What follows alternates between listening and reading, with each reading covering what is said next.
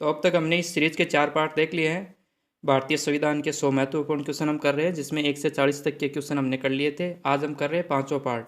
इससे पहले अगर आपने वो 4 पार्ट नहीं देखे हैं तो उनकी लिंक मैं डिस्क्रिप्शन में पिन कर दूंगा, आप वहाँ से जाके देख सकते हैं। तो आज 5वां पार्ट शुरू करते हैं, 41 से 50 नंबर तक के क्वेश्चन इन डिटेल। तो चलिए शुरू करते हैं। पहला क्वेश्चन है, लोकसभा व राज्यसभा के 2 अधिवेशनों के बीच अधिकतम कितने समय का अंतर होना चाहिए? तो लोकसभा और राज्यसभा दोनों के अधिवेशन, सबसे पहले ये अधिवेशनों की बात कौन से अनुच्छेद में की गई है? तो यह है अनुच्छेद नंबर 85 में, जिसमें एक कहा गया है कि राष्ट्रपति संसद के अधिवेशनों को बुलाएंगे, उनको सत्रावसान या सत्रावत जो भी है वो राष्ट्रपति करेंगे। और उनमें ही कहा गया है कि एक वर्ष में अधिकतम 2 सत्र तो आयोजित होने ही होने चाहिए, 2 अधिवेशन तो होंगे ही होंगे, पर आमतौर पर 3 होते हैं। सबसे पहले इस क्वेश्चन का आंसर होगा 6 माह। 6 माह का अंतर होना चाहिए, यानी 6 माह में अगर पहला हो रहा है तो 6 माह के बाद दूसरा होगा, तो एक साल में 2 सत्र हो जाएंगे।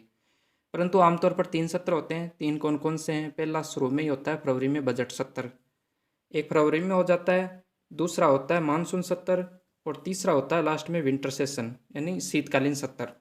3 सत्र होते हैं लोकसभा के, 3 सत्र ही होते हैं राज्यसभा के। इसका उल्लेख किया गया है अनुच्छेद 85 में कि राज्यसभा और लोकसभा यानी संसद के सदनों को आमंत्रित करेंगे राष्ट्रपति, ये राष्ट्रपति की शक्ति है। अगला क्वेश्चन है, राज्य की कार्यपालिका का प्रमुख कौन होता है? तो स्टेट्स एग्जीक्यूटिव हेड कौन होता है? ये अगर आपने पहले पार्ट देखे हैं, शायद दूसरे या तीसरे पार्ट में ये क्वेश्चन था कि केंद्र की जो कार्यपालिका होती है, संघ की कार्यपालिका का प्रमुख कौन होता है? तो उसमें राष्ट्रपति होगा। परंतु अगर राज्य की कार्यपालिका का प्रमुख पूछे तो वो राज्यपाल होगा। और ये राज्यपाल से संबंधित अनुच्छेद में वर्णित है, वो है राज्यपाल से संबंधित अनुच्छेद है 153। सबसे पहले 153 में लिखा हुआ है राज्यपाल के पद का प्रावधान। उसके बाद 154 में लिखा हुआ है राज्य की जो कार्यपालिका की जो शक्तियां होगी वो राज्यपाल में निहित होगी। तो राज्य की कार्यपालिका का प्रमुख कौन होगा? राज्यपाल होगा। और केंद्र यानी संघ की कार्यपालिका का प्रमुख होगा वो राष्ट्रपति होगा। ये बात कही गई है अनुच्छेद 53 में। तो अनुच्छेद 153 में है राज्य का एक राज्यपाल होगा यानी पद का प्रावधान है। 154 में है राज्यपाल में राज्य की कार्यपालिका की शक्तियां निहित होगी। अगला क्वेश्चन है, संविधान के अनुसार विधानसभा के सदस्यों की अधिकतम संख्या कितनी हो सकती है? तो सबसे पहले तो इसका आंसर होगा 500। अधिकतम 500 हो सकती है, और न्यूनतम भी इसमें नियम है, न्यूनतम 60 हो सकती है। अधिकतम 500 हो सकती है, न्यूनतम 60 हो सकती है। परंतु गोवा, सिक्किम, मिजोरम, इन राज्यों में और एक पुडुचेरी केंद्र शासित प्रदेश में, इनमें 60 से भी कम है, क्योंकि इनकी जनसंख्या कम है तो इसके लिए स्पेशल प्रावधान है। इनमें 60 से कम का भी प्रावधान है। परंतु मिनिमम अगर संविधान के हिसाब से देखें तो वो 500 अधिकतम और न्यूनतम हो सकती है 60, और ये बात लिखी गई है अनुच्छेद 170 में। अनुच्छेद 170 जो कि भाग 6 है संविधान का, उसमें 153 के बाद का जो है उसमें राज्यपाल और फिर केंद्र राज्य के मंत्री परिषद के बारे में, फिर विधानमंडलों के बारे में। विधानमंडल में अनुच्छेद 168 में कहा गया है राज्य में विधानमंडल होगा, जिनमें 6 राज्यों में विधान परिषद भी होगा और बाकी जो राज्य है उनमें केवल एक सदन होगा, विधानसभा ही। और 169 में विधान परिषद का गठन कौन कर सकता है? केंद्र गठन करेगा, उसका कैसे करेगा? राज्य सिफारिश करेगा, उसका फॉर्मेशन कौन कर सकता है? वो 169 में उसकी प्रक्रिया दी गई है। 170 में प्रक्रिया दी गई है विधानसभा का फॉर्मेशन कैसे होगा, उसकी संरचना कैसे होगी, कितने अधिकतम हो सकते हैं, कितने न्यूनतम हो सकते हैं, वो 170 में है। और 171 में है विधान परिषद की संरचना कैसी होगी, उनमें कितने अधिकतम हो सकते हैं, कितने न्यूनतम हो सकते हैं। विधानसभा में तो अधिकतम 500 हो सकते हैं और न्यूनतम 60 हो सकते हैं, जबकि विधान परिषद 6 राज्यों में है, जिसको आगे हम डिस्कस करेंगे। अभी एक क्वेश्चन आएगा उसमें किन किन राज्यों में विधान परिषद है। तो विधान परिषद में न्यूनतम तो हो सकती है 40 और अधिकतम हो सकती है उस राज्य की जो विधानसभा है उनका 1/3 यानी उनका 33% मेंबर ही विधान परिषद में हो सकता है।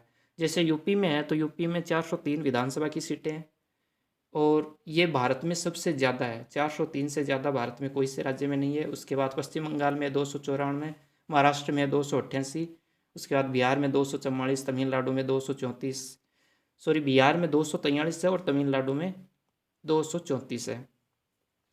तो ये सबसे ज़्यादा विधानसभा सीटों वाले राज्य है। अगला क्वेश्चन है, वर्तमान में भारत में कुल कितने राज्यों में विधान परिषदें हैं? तो लेजिस्लेटिव काउंसिल, लेजिस्लेटिव असेंबली बोले तो विधानसभा, और लेजिस्लेटिव काउंसिल मतलब विधान परिषद है। तो अभी मैंने बताया था 168 नंबर का जो अनुच्छेद है उसमें लिखा गया है विधान मंडल होंगे। विधान मंडल में विधान परिषद और विधान सभा दोनों इंक्लूड होती है।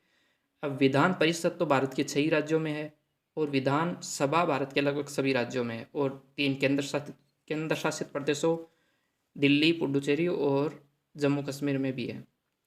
तो 168 में तो विधानमंडल का उल्लेख है, उसके 2 सदन हो सकते हैं। 169 में विधान परिषद कौन बनाएगा, कैसे बनाएगा, उसका उल्लेख है। और 171 में विधान परिषद का फॉर्मेशन कैसे होगा, उसकी संरचना कैसे होगी, इसका स्ट्रक्चर कैसा होगा, वो 171 नंबर के अनुच्छेद में है। और कितने राज्यों में है अभी, तो अभी 6 राज्यों में है। कौन कौन से हैं? एक तो यूपी है, एक बिहार है, और एक महाराष्ट्र, कर्नाटक और तेलंगाना, आंध्र प्रदेश। इन 6 राज्यों में विधान परिषद है, जिसमें सबसे ज़्यादा विधान परिषद की सीटें यूपी में है 100। यूपी में सबसे ज़्यादा विधान परिषद की सीटें 100 है। यूपी में ही सबसे ज़्यादा लोकसभा की सीटें 80 है। यूपी में ही सबसे ज़्यादा राज्यसभा की सीटें 31 है, और यूपी में ही सबसे ज़्यादा विधानसभा की सीटें यानी 403 भी इसी में ही है। तो इसका आंसर हो जाएगा 6। अगला क्वेश्चन है, राज्य का मंत्रिमंडल सामूहिक रूप से किसके प्रति उत्तरदायी है? तो कल वाला जो पार्ट था 4 नंबर का, उसमें हमने डिस्कस किया था केंद्र का जो मंत्रिमंडल है वो सामूहिक रूप से लोकसभा के प्रति उत्तरदायी होगा, और जो राज्य का मंत्रिमंडल है वो सामूहिक रूप से विधानसभा के प्रति उत्तरदायी होगा। विधान परिषद भी नहीं होगा, और राज्यपाल भी नहीं होगा, मुख्यमंत्री भी नहीं हो सकता। ये केवल विधानसभा हो सकता है जिसके प्रति राज्य का मंत्रिमंडल सामूहिक रूप से जिम्मेदार होगा। और ये बात संविधान के अनुच्छेद 164 में लिखी गई है। संघ के अंदर जो सरकार होती है, केंद्र की सरकार होती है, केंद्रीय मंत्रिमंडल लोकसभा के प्रति उत्तरदायी होगा, ये बात लिखी गई है अनुच्छेद 75 में।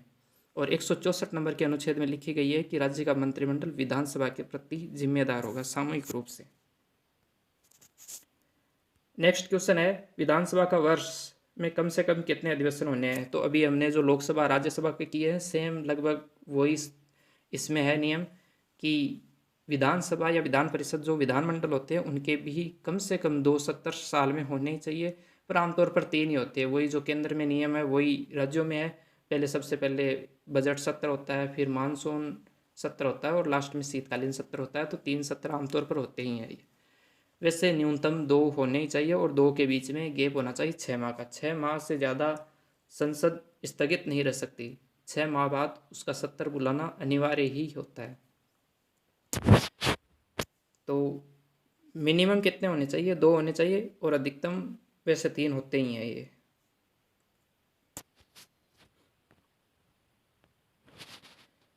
किस राज्य में विधानसभा सदस्यों की संख्या सर्वाधिक है? तो अभी हमने डिस्कस किया था, उत्तर प्रदेश में सबसे ज़्यादा है। 403 विधानसभा सीटें हैं उत्तर प्रदेश में, जो कि भारत में सबसे ज़्यादा है। और उसके बाद अगर नंबर आए तो पश्चिम बंगाल का आता है 294, उसके बाद महाराष्ट्र का आता है 288, उसके बाद बिहार का 243, और लास्ट में तमिलनाडु जिनका 234 है। ये सबसे टॉप स्टेट है जिनकी विधानसभा सीटें सबसे ज़्यादा है। तो अधिकतम 500 हो सकती है, और है कितनी अभी? उत्तर प्रदेश की 403 है। 500 से ऊपर किसी राज्य की नहीं हो सकती। और एक इनमें विधानसभा का एक प्रावधान था 333 नंबर के अनुच्छेद में, जिनमें राज्यपाल 2 एंग्लो इंडियन नाम के सदस्य भी नामित कर सकते थे, जिनको 104 नंबर के अनुच्छेद से भारत सरकार द्वारा हटा दिया गया है, 104 नंबर के संविधान संशोधन के द्वारा। तो अब अनुच्छेद नंबर 333 के तहत विधानसभा में कोई सदस्य राज्यपाल नामित नहीं कर सकता, पहले करते थे। नेक्स्ट क्वेश्चन है, जम्मू कश्मीर राज्य को किस अनुच्छेद के अंतर्गत विशेष राज्य का दर्जा प्राप्त है? तो कुछ लोग सोच रहे होंगे दर्जा प्राप्त है नहीं था 370 के तहत, परंतु ये अभी भी है, क्योंकि 370 नंबर का जो अनुच्छेद है, पहली बात तो ये भाग 21 का पार्ट है, जिसमें अस्थायी और संक्रमणकालीन उपबंध है जो स्थायी नहीं रह सकते। उसको या तो कभी ना कभी एबोलिश किया जाएगा, या उसमें काट छाँट किया जा सकता है, कभी बढ़ाया जा सकता है, कभी घटाया जा सकता है, या उनमें कोई और स्टेट हो उनके लिए प्रावधान किया जा सकता है। इनमें ही 371 नंबर का अनुच्छेद है जिसमें बहुत सारे प्रावधान है, जिसके अंदर मराठवाड़ा, सौराष्ट्र, विदर्भ और आंध्र के जो क्षेत्र है या नॉर्थ ईस्ट के जो राज्य हैं इनके लिए विशेष प्रावधान किए गए हैं, जिनमें राज्यपाल को विशेष शक्तियां दी जाती है और उस राज्य की जो विधानमंडल है उनको विशेष शक्तियां दी जाती है। तो ये संक्रमणकालीन उपबंधों के तहत आता है भाग 21 में। परंतु इसमें 370 में 3 क्लोज थे, उनमें से 2 तो हटा दिया है और एक है अभी भी। तो ये पूरी तरह एबोलिश नहीं हुआ है। 370 के तहत जम्मू कश्मीर अभी भी विशेष राज्य है, परंतु इसकी शक्तियाँ जो पहले थी वो नहीं रही अब। तो ये 370 नंबर का अनुच्छेद तो जम्मू कश्मीर से संबंधित है और था ये पहले जो 3 क्लोज थे और अभी 1 क्लोज है। अगला क्वेश्चन है अपना, भारत का नियंत्रक एवं महालेखा परीक्षक किसके द्वारा नियुक्त किया जाता है? तो ये नियुक्त किया जाता है भारत के राष्ट्रपति द्वारा। वैसे जो केंद्र के लेवल पर सभी नियुक्तियां जो होती है वो राष्ट्रपति द्वारा ही नियुक्त किए जाते हैं, जैसे प्रधानमंत्री हो या कोई भी मंत्री हो केंद्र का, या अगर जस्टिस है, कोई न्यायाधीश है, मुख्य न्यायाधीश है, हाई कोर्ट का हो चाहे सुप्रीम कोर्ट का हो, वो सारी नियुक्तियाँ राष्ट्रपति करते हैं और लगभग नियुक्तियाँ राष्ट्रपति के नाम से ही होती है। परंतु नियंत्रक एवं महालेखा परीक्षक इसका उल्लेख संविधान में कहाँ किया गया है? तो ये 148 नंबर का अनुच्छेद है, उसमें नियंत्रक एवं महालेखा परीक्षक का जो पद है उसका प्रावधान किया गया है।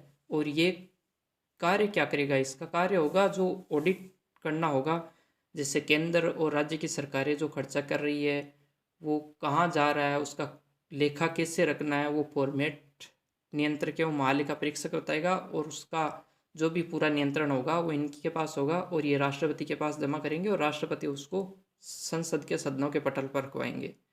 तो भारत का नियंत्रक एवं महालेखा परीक्षक अनुच्छेद 148 के तहत ये नियुक्ति होती है। इनके पद का प्रावधान 148 में है।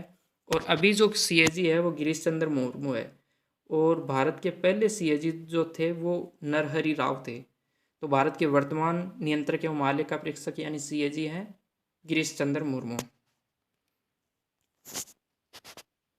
लास्ट क्वेश्चन है, भारत का उच्चतम न्यायालय सुप्रीम कोर्ट ऑफ इंडिया कहाँ स्थित है? तो इसका स्थान कहाँ होगा? ये नई दिल्ली में होगा। सुप्रीम कोर्ट वर्तमान में नई दिल्ली में है। सुप्रीम कोर्ट ऑफ इंडिया उच्चतम न्यायालय इसको हिंदी में बोलते हैं और इसका उल्लेख संविधान के अनुच्छेद 124 के अंदर किया गया है। इसकी गठन कैसे होगा, इसमें नियुक्तियाँ कैसे होगी, इसमें जज कितने होंगे? वैसे इसमें न्यूनतम 7 जज हो सकते हैं और जब इसका फॉर्मेशन हुआ तब 7 ही थे, परंतु वर्तमान में इसमें 34 है, 33 अन्य जज और एक चीफ जस्टिस ऑफ इंडिया जो कि अभी DY चंद्रचूड़ जी है सुप्रीम कोर्ट के मुख्य न्यायाधीश, और इनकी नियुक्ति या इनको शपथ राष्ट्रपति जी दिलाते हैं और इसका उल्लेख 124 में किया गया है। और 125 नंबर के अनुच्छेद में इनके वेतन भत्तों का शपथ का वो उल्लेख 125 नंबर के अनुच्छेद में किया गया है। इसके बाद अगर सुप्रीम कोर्ट के स्थान के बारे में अगर किसी अनुच्छेद में बात की गई है तो वो अनुच्छेद है 130 नंबर का। 130 नंबर के अनुच्छेद में इसका स्थान के बारे में उल्लेख किया गया है कि ये दिल्ली में ही होगा और अभी दिल्ली में ही है, परंतु इसके साथ ही चीफ जस्टिस ऑफ इंडिया को ये शक्ति दी गई है कि वो राष्ट्रपति से कंसल्ट करके इसकी अगर किसी मीटिंग या अधिवेशन को चाहे तो दिल्ली से बाहर भी स्थानांतरित कर सकता है।